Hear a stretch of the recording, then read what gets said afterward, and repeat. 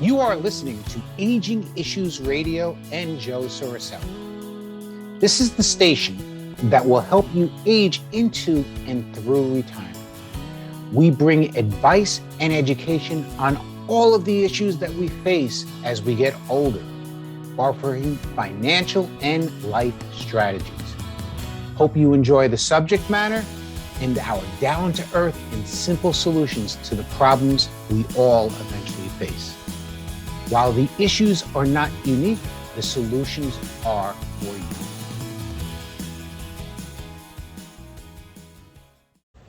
The goal today is to talk about, what's bothering you. And what are some of the best practices to maybe make that a little bit less stressful? I don't care what anybody says, the market is driving everybody nuts, the stock market. Everybody's worried. There's stress. Well, the goal at Aging Issues Management and the goal for all of you is to try to take that stress level down if you can. And by utilizing best practices, and that's all we're going to talk about. I'm not going to make any market predictions. I'm not going to talk about anything like that. That's a one-on-one situation. But in this forum, if everybody just says, I do that, oh, I didn't think about doing that, that's what this 15 minutes is going to be about. First question and first best practice. Anybody understand the word fiduciary? You know where it comes from, don't you? The Latin word fiducia. And all fiducia means is trust. I give continuing ed to attorneys, to trustees, to all sorts of people about this simple phrase, that you are a fiduciary. So if you're dealing with somebody, especially on financial issues and on legal issues, make sure they recognize that they are a fiduciary, that you trust them. They're in a position of inherent trust. And if they are in that position, the government, has adapted laws that say everything always has to be in your best interest. That's the key.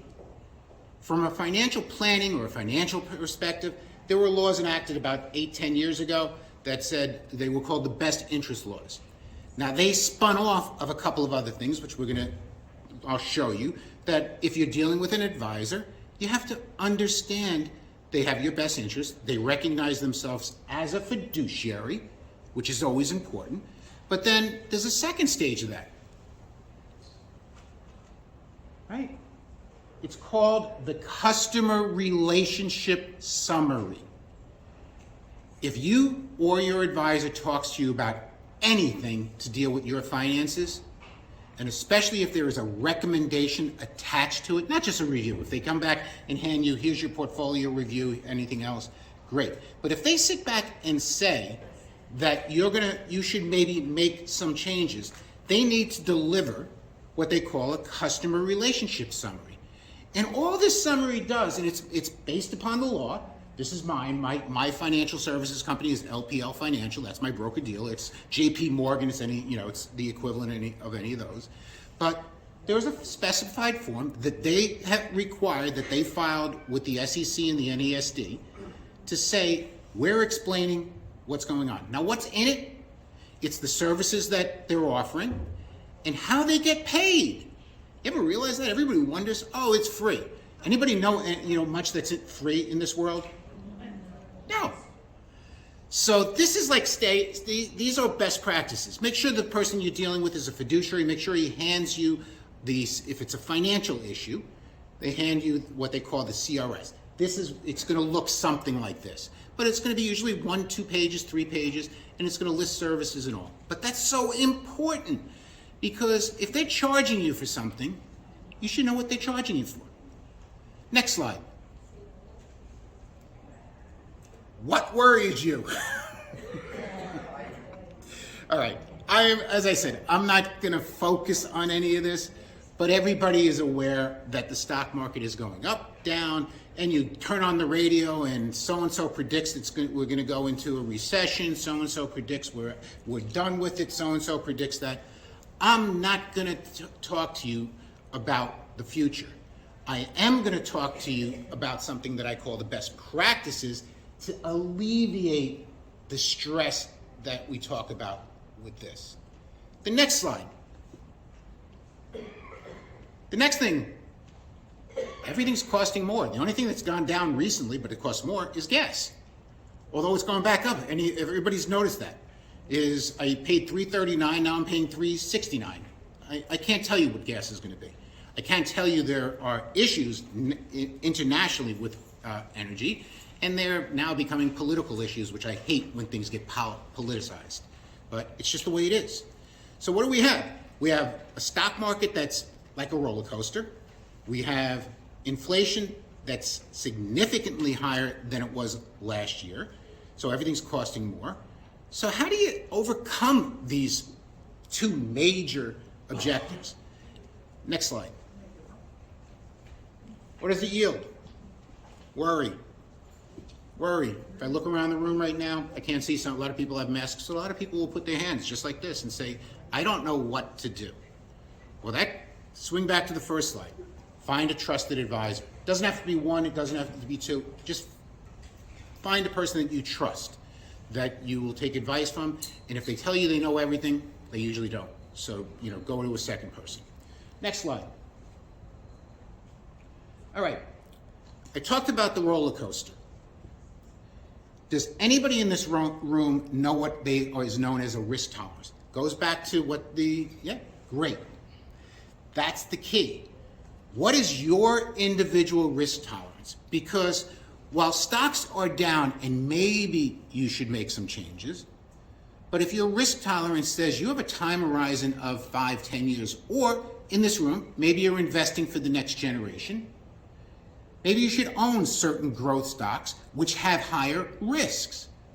But if you are constantly like this and worrying about anything else, well, guess what? Your risk tolerance is all the way down here in the 20s and 30s. There are investments that match it. Now you sit back and ask to somebody, whether it be your advisor or anyone else, does your portfolio, where you have your money, match your risk tolerance? Because if it doesn't, you've got a problem. You've got a problem. Because all that's going to happen is you're going to be rubbing your face more and more and more because if you had a growth portfolio and it's going down, you're worried about it.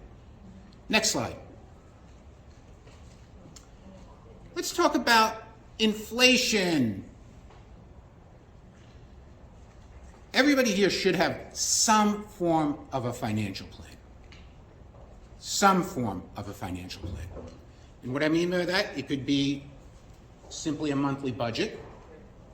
Big best practice. So far, best practices, right? Know your risk profile and know if your portfolio matches it. That's a best practice. Second piece, have a budget. Have a budget. Because as things get more expensive, and they are, you need to understand the money coming in and the money going out. And if the money going out is much higher than the money coming in, it's not bad if it's short term, but if it's long term, then in quotes, we all sometimes, again, worry about running out of money. You see, one of the things that I talk about is financial and life strategies. A life strategy may be, I want to go on vacation. I want to go travel the world. Well, anybody think there might be some financial ramifications to doing that?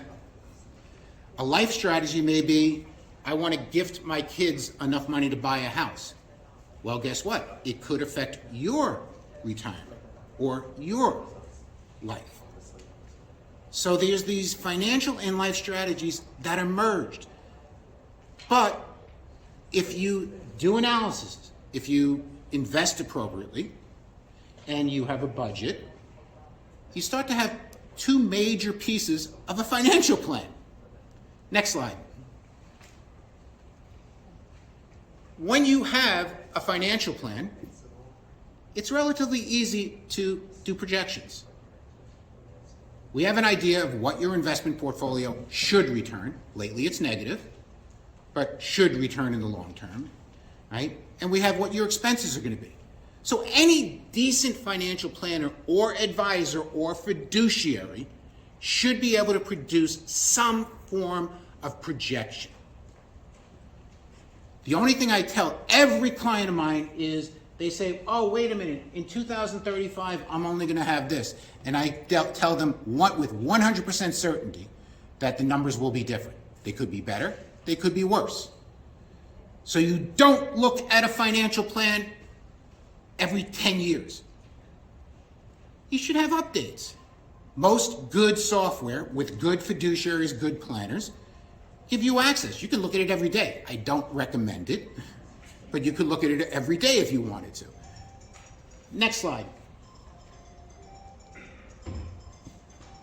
I took out a slide in between this, and this is the next major issue, but I took out a slide. On my table outside, you'll see a thing called a snapshot. That goes with the financial planning piece, because I only have the 15 minutes. I don't see my flags coming up anywhere yet, which is good.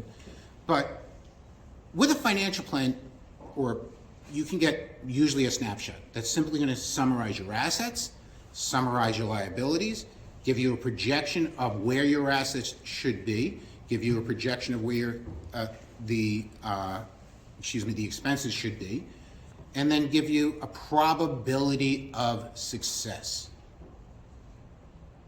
And you'll see with most planners, or most people, that probability of success has what they call standard deviations. Very simply, here's the line with the assumption, here's one, if it moves one time this way or two times this way, it gives you an idea. But what it sometimes do, and I'm not going to tell you it does it all the time, because many times I do this sort of analysis for a person, and unfortunately, right, it becomes an issue that they're going to run out of money. So they have to make changes. And this is one of those changes. I had a conversation with somebody earlier that this is the decision they're making. Should I stay or should I go? I keep it relatively simple. I've been doing this for close to 40 years. I have refined it. I've been working within this community for 20 plus years. I was one of the founders of the Senior Law Day Committee, back in, late 90s. But in this community, this becomes a major decision, and there's multiple parts of this decision. One is the financial part. One is the quality of life part. And what I mean by the quality of life part is, I want to age in place. I want to stay in my house. So now, over the years, I have developed other parts, and I made affiliations with organizations like, you'll see, one-on-one mobility, because you know something? You can get creative and make your house a safe environment. But that last word that I just said, or, safe environment, 2 words, but more importantly, safe, where you live has to be safe. I'm not talking about the neighborhood. I'm talking about simply getting in the house, getting around the house, and whether or not you are by yourself. Because in this room, I can promise you, there are 2 or 3 people that know somebody that fell in their house and didn't get found for hours, if not days. That's a different piece of the puzzle. So we talk about creating a safe environment. We then talk about how do you, once you've created that safe environment, how do you now maybe add to it? And one thing that comes up, guess what? These strategies, they cost money. And when you work with planners, elder law planners, sometimes you can figure out how to get somebody else to pay parts of the bills. Maybe not all the bills, but parts of the bills. All right? And what I mean by that is sometimes there are programs, government programs, that you can eventually qualify or qualify currently that will help you pay. But I go back to that plan, financial plan. If I have to spend, I'm using simple numbers, I spend $3,000 a month on my house. My house is worth $500,000, right? I can invest my money at, right now you can go to T-bills, get 4 to 5%, right? So 500,000 will generate $25,000 of income. And there's my sign, by the way. That's what I was waiting for, right? $25,000 of income, right? And if I have, dip into the principal, maybe the money will last by a projection 15 or 20 years. If I'm 85 years old, I got to make it to 100. Personal experience. The way I got into this business was my mother needed care in her late 60s, early 70s, right? We arranged it to be at home. She eventually was in a nursing home because we had to provide it. She passed away at 82. My father lived to 99. He had great quality of care because we did a lot of planning. Next slide, because this is where it all breaks. When you talk about the home, there's all sorts of financial issues. Did you transfer the home to the kids? There's so many different. Bottom line is implications, and then is it the right choice? One thing I tell everybody: if you are going to decide, think about selling your house and moving. Know where you're going. Know where you're going. That's priority. No disruption of life. I have a client right now. Everybody said, "Oh, you didn't do simultaneous closings?" Hell no. We took 2 months to move out of one location to another location. Stress, bring it down. Next question. Okay, trusted contact person. Again, I can always talk from financial services. So important to have that on every account that you have, whether it's at the bank, wherever, a trusted contact. There are other pieces that the next speakers will talk about, but this is just simply say, hey, nobody can get in touch with you. There's a trusted contact. The other thing which is coming up more and more now, unfortunately, people pass away with accounts only in their names. All right, only in their names. That's going to get tied up for a while. And guess what? If you owned Peloton stock, and I'm going to use it because I physically owned it and all, right? If you owned Peloton stock when it was trading at 70, it's now trading at 70 cents. A broker, if they know you have passed away, legally cannot trade the account. So those equities, wherever they may be in a brokerage account, if it's in a down market, just keep going down. So 2 answers, right? I'm getting the yellow. I got one more, okay? So trusted contact, and look at who owns your account and how it's titled. Next question. Next slide. Right? Simple. Have a plan. Because it's always, everybody knows this phrase, right? Remember, those that fail to plan to fail. Hey, I did it exactly on time. If you have questions, if you just want to get a second opinion, stop by the desk, because that's the key. There's no, this is 100% volunteer and for your benefits to answer the questions of you. But best practices, deal with a fiduciary, know your risk tolerance, right? Have a plan, financial plan, or a budget of some sort. And as I said, there's all levels of financial planning, but just simply a budget is the first level, right? And then understand your housing options. That's it for me. Thank you so much for your time. You've been listening to Aging Issues Radio and Joe Soricelli. This podcast has been for informational and educational purposes only. It is not to be construed as financial or legal advice specific to your circumstances. If you need help with any matter, be sure to consult with an advisor regarding your specific needs. Thank you, and tune in again.